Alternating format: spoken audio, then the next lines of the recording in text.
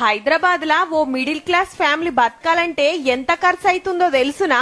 తక్కువ నెలకు 31,000. దేశంలా ఏ నగరంలా ఖర్చు ఎట్లుందని ఓ సంఘపోలు సర్వే చేస్తే నెలకు 35,000 లేనిది బెంగళూరులో కష్టమేనట.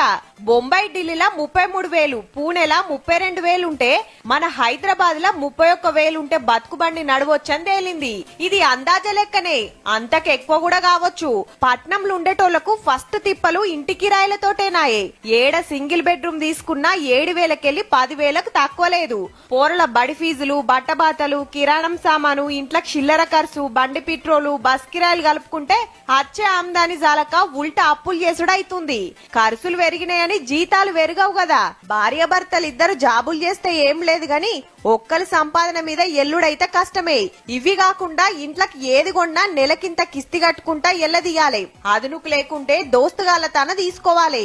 ఊర్లా ఏ పని దొరుకుతలేదని చిన్నదో పెద్దదో నౌకరో దందానో వేసుకుందామని పట్నం వస్తే ఈ ఖర్చులు చేపట్టి మిగులుడు పక్కకు పెడితే ఉల్టదాలు కూడా అవుతున్నట్టుంది పో.